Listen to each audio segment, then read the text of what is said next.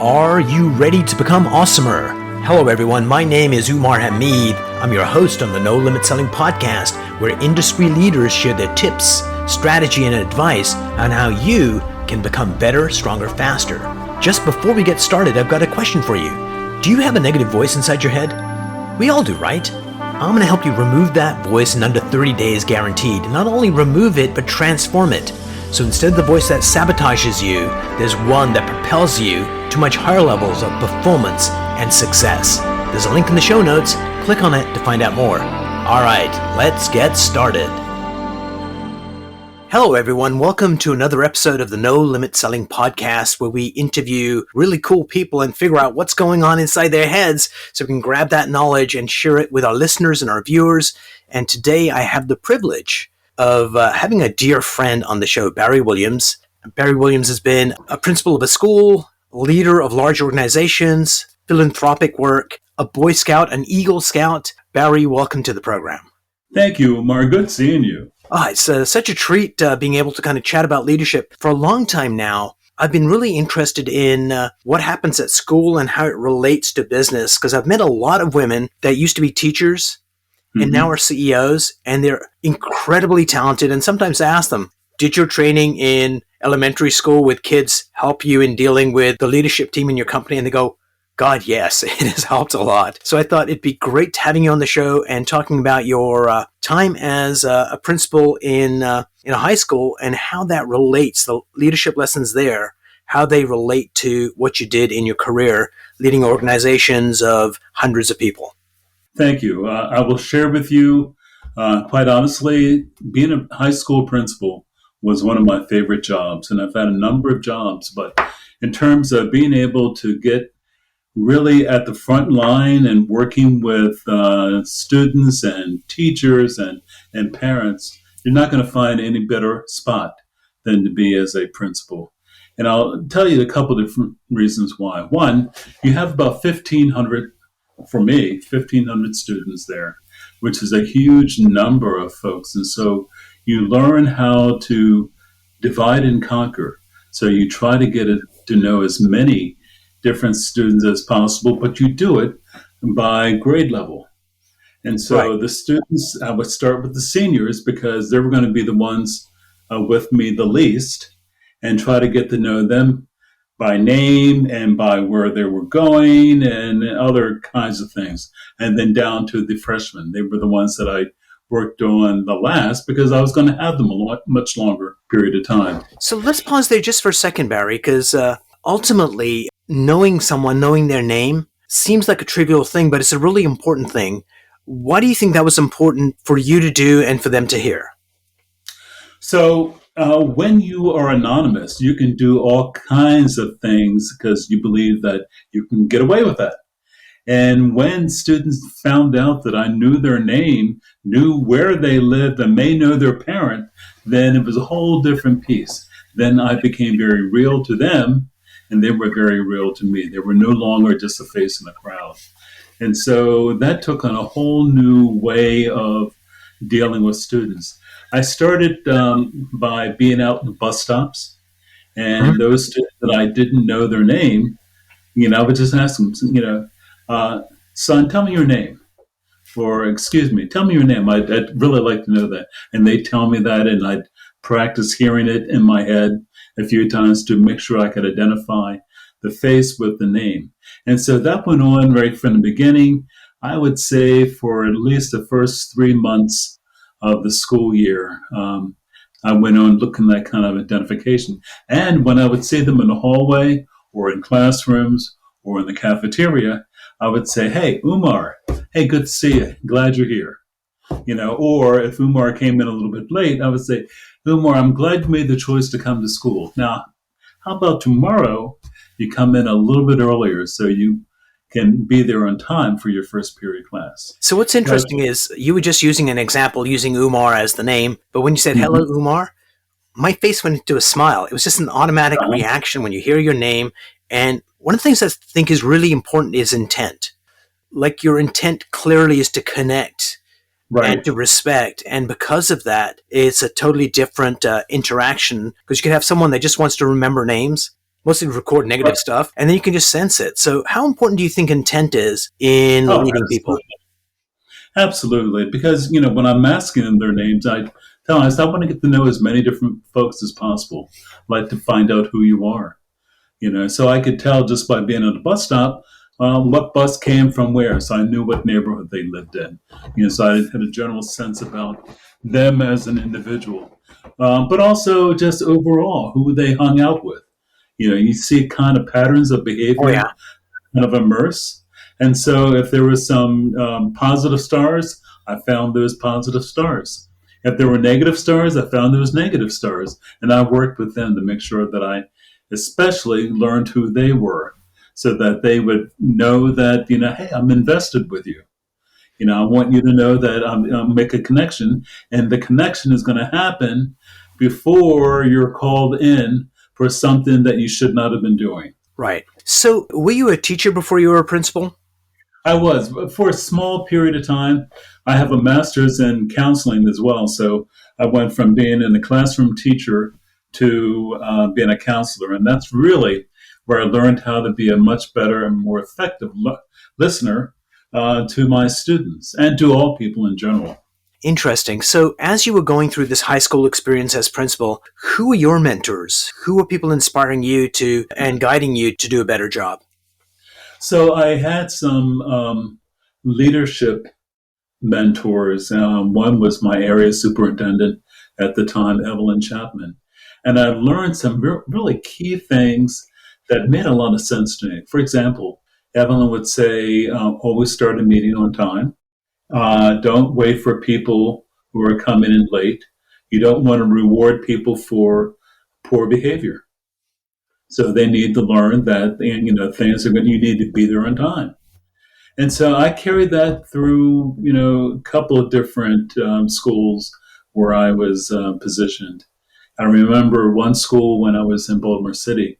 It was Southern High School, and I sent out a notification for the teachers to come in between 8:30 and 9 for a continental breakfast. Right. And so the meeting would start at 9 o'clock. The meeting would end at 10. So at 9 o'clock, there were only 6 out of the possible 50 or so odd teachers who should have been there. And so I said, well, I'm going to start. And I did. And I had a whole list of things that I was going to be covering. Different folks kind of drifted in. And about 5 of 10, the last of the teachers came in. And I remember this one who said, can you go back over some of that things? And I said, absolutely not. I told you that we were starting our meeting at 9 o'clock. We are ending our meeting at 10 o'clock. If you want to find out the material that I covered, I suggest you talk to one of the 6 people who were here on time. And tomorrow we will again meet at 9 o'clock. Well, the next day, I would say 3/4 of the folks were there before I got there. And I Nice. got there 15 minutes early. So it's kind of setting expectations and make sure that you follow through on the things that you said you were going to be doing. So it sounds like your mentor was really talking about respect, because that's what comes out. Is Absolutely. because I did this as I was trying to get better at doing workshops. I joined Fred Pryor. They do a lot of workshops around the country. I became one of their trainers and started using a lot of my material as I was doing it. And one of the exercises I would do is I would ask people, it could be 30 people from a tire plant. Half of them didn't have high school educations, or it could have been PhDs in Boston. No matter where in the country I went or what their socioeconomic status was, I asked them, think of somebody you admire as a leader and what are the attributes that you admire? And then people would put the attributes down, and all around the room there would be 120 attributes around on flip chart paper. Then I'd tell them, okay, let's pick your top 5.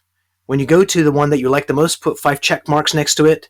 Number 2, 4, number 3, 3, and so on. When everybody put all the check marks in, what was interesting was this, is that as a set of lists, all the lists were different. But when you picked the top 5, didn't matter which group it was, where in the country, they always picked the top 5 attributes of a leader. And one of the big ones was respect. Great Sure. leaders respect the people they're leading. They have great communication skills. They have a vision of what they want to accomplish. They have integrity, and a few other things kind of came out of it. But it was really interesting. It's all the fundamental stuff of being a human being is the same thing you need to be a great leader. I believe in that. To follow through with my time being a principal, I would share with folks we would meet for an hour. If I ever had to go over, I would negotiate with them. I said, listen, folks, I have about another 5 more minutes. If you have to leave, by all means, leave. I said, but is it okay that we spend an additional 5 minutes so I can cover this? And so, again, asking them as opposed to telling them. Because, again, I had followed through on saying that we'd begin at a certain time, we'd end at a certain time. After that, there's negotiations. So I carry the same thing with folks. If they had an assignment that needed to be done, I said, pick the time, and hopefully we can agree upon that, and that's when you need to have this done by. If you are not able to meet that timeline, you need to let me know at least 3 days beforehand. Right. It's not okay to, tell me on the day that it's due that you can't do it. So, and that was a lesson for some folks as well. They learned very quickly that, if they came to me to say that, on the day of, that, well, no, I need a little bit more time. I said, I've already shared that you should have negotiated with me. I was available all during this time. So the answer is no, you will not have any more time. So sometimes it's a hard lesson for some folks. Some folks think that, the last word is not necessarily the last word. Right. And I wanted to make sure that I was consistent with, if I said something, I meant it. And that's one of the things that people have to trust in the leader. Mm-hmm. And sometimes may not like the answer or what happens, but as long as the leader's constant and they have integrity, that's the foundation that you can build an organization on. So, Barry, right. Before we leave high school behind and kind of go into your career leading, large groups of people, is there one particular student that comes to mind that you can protect the name to protect the innocent that was a problem child that you got to mentor and kind of turn their life around? I don't know if I can attribute all that I did to turning this person's life around, but I've had a couple of students who later years have said, Mr. Williams, if it wasn't for you, I would not have graduated from high school. And, I'm always surprised when I hear that. And they said, no. And they remind me of some of the things that I would do. For example, I had this one young man who was consistently late. And so I said, okay, I really need you to start my day off. I need you to get here at this particular time. I need you to come in and, have a little conversation with me because I need to be in the right frame of mind to work with all of these 1,500 students, 106 teachers, and yada, yada. And we did that. We did that for about 3 months. Nice. There were some days I couldn't make it, but I would let him know and say, hey, listen, I have to go to a meeting. Stop by the secretary and make sure you tell her what you were going to be telling me. Nice. So that was one of the pieces. There was some students that rather than suspend or expel, I would run a Saturday suspension with just me and that student. And so we'd really have a conversation. It was kind of like the Breakfast Club, if you remember that old movie. That's what was coming to mind when you said that. Yeah, but we'd sit there and talk. And I think, and I'm kind of wandering around your question on that, but the thing that was perhaps most key, I learned after the first graduation, thinking that I knew all of the students, and I found out at graduation that there were some people there that I had never seen before, or don't remember seeing them. And so after that, and I carried it through, I required anyone who was going to be graduating on stage, they had to have a half an hour meeting with me before they could graduate. And so that meant that I had to start. When you have about 400 students in a class, you had to start in September to be able to get through to May like that. But it really worked out well. And I said, you're coming in for an interview, so you need to dress up. You need to make sure that you have your career plans in place. And, so many of them didn't, but they were at least thinking about that. So, again, setting higher expectations. And during that time, I got a real good chance to know those students. So that was another vehicle that I used to make sure that I knew who was in the school, knew who Umar was, what his plans were, or if he didn't have plans, maybe make some suggestions as to what Umar could be doing to better make sure that his plans after post high school were intact. So, Barry, did you ever see this movie, Take the Lead, with Antonio Banderas? No, I did not. You should.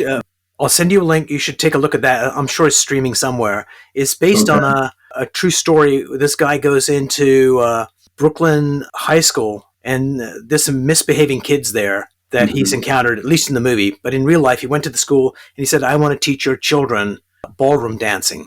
And Ah, I think it's the funniest thing ever because, yeah, those kids are never going to do it. But it really got people to dress up and feel great about themselves. And so yes. it sounds like that's what you were doing, respecting kids and offering them to step up. And the story you told of that young gentleman, where oftentimes people won't do things for themselves, but they'll do things for others. And when you said, "You got to help me start my day off right," was a really good technique to get him to step up in order to help and, of course, Mm-hmm. help himself. So totally brilliant. So, Barry, you've led many organizations, some of them nonprofits, some of them, Mm-hmm. where you're the boss. Mm-hmm. Tell me about one of your biggest lessons where you were struggling to figure out how to get this organization to be what it needs to be. And what were the epiphanies you got that allowed you to do that transformation? I think one of I don't know if it's as much of an epiphany, but is trust the process of using the things that I already knew how to do with young people and applying that to the older adults. Right. Essentially, what I learned in my most recent place of employment was working with a manufacturing group. It was Medical Cannabis. Mm-hmm. The folks there ranged from the ages of 20 something to like in the 50s. What I found was that people still had the same needs. The whole notion of I want to be heard, I want to be respected, I want to feel welcomed. All of those things were, if they had it in high Universal. school, absolutely. Everyone wants to feel welcome. So, with this one, I learned because they had complained about no one from the senior staff really listens to them or cares for them. So I would start my mornings off, and they would have different groups. They would meet at different times to start off their assignments and get their all their assignations and things, and so I would always have something positive to try to say at the end of that. A lot of times it was kind of here are the activities that are going to be happening. Here's what you can be looking forward to. It was a big boost for me to encourage them to further their education. So I worked out a deal with the community college, and we brought in instructors there. So Nice. that's again things that I knew how to do, but it was easy to kind of just bring it forward.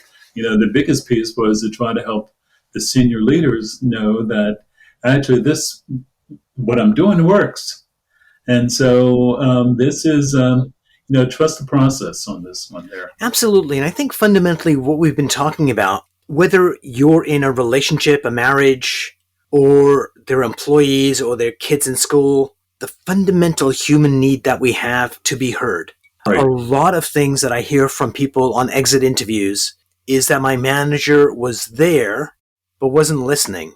You can just tell Mm-hmm. when someone's distracted with something else. So people need to be heard, need to be respected, need to be led. Like, it's your job as a leader to get the best performance out of the people you lead. And when you shirk your responsibilities, it's harmful to the organization, it's harmful to Right. the employee. But to do that, you have to build that trust with each individual, and you need to Mm-hmm. have the right intent. Right. I will share with you that I had a secretary, and this going back to when I was in high school as a principal. She always had a whole list of things that she would want to run with me and or run through to me. And I remember one particular time she said, "Well, I really need to have your time for her to go over this list." And I said, Quite frankly, I don't have the time right now. However, at 4 o'clock, we will have one complete half an hour, and you can run everything that you have for me. She was fine with that.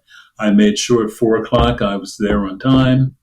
Nothing else could have mattered, but I was listening to her. So I gave her her time. So I share that to say that, you don't always have to capitulate. You can let folks know, okay, I don't have this. I'm not able to do this during this particular time, but here is when I can. And when I give you my time, I will fully give you all of my time.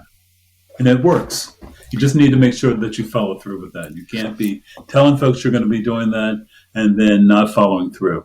Absolutely. So, Barry, I'm going to ask you two questions that are kind of complex, and the answers might be the same for both. Okay. Question one.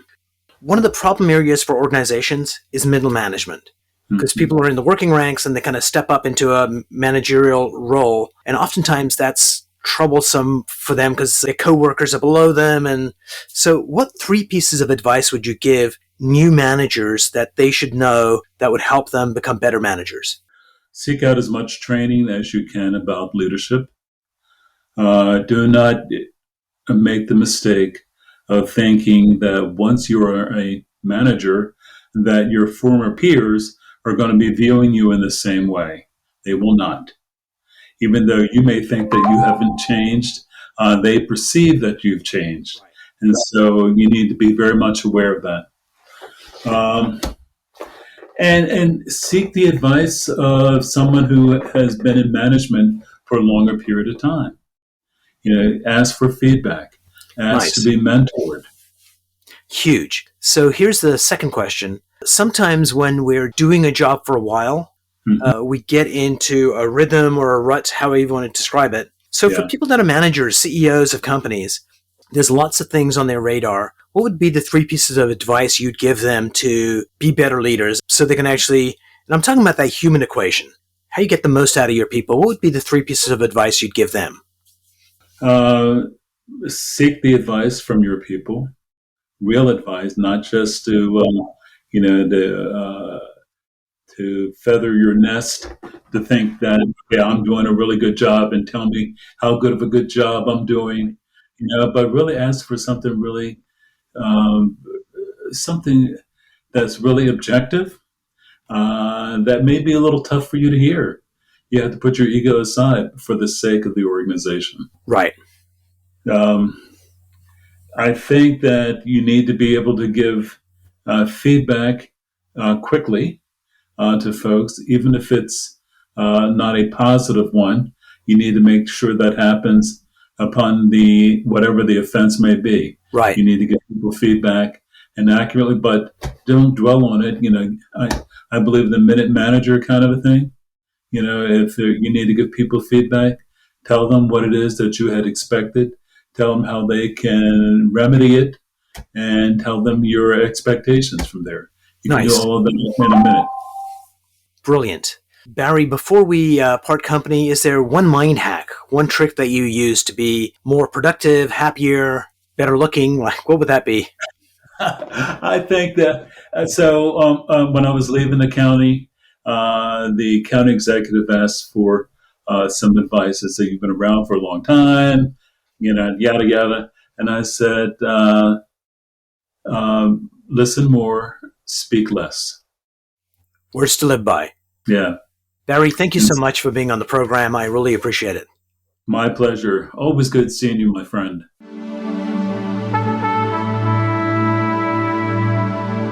If you enjoyed this episode, please go to iTunes and leave a 5-star rating. And if you're looking for more tools, go to my website at nolimitselling.com. I've got a free mind training course there that's going to teach you some insights from the world of neuro-linguistic programming, and that is the fastest way to get better results.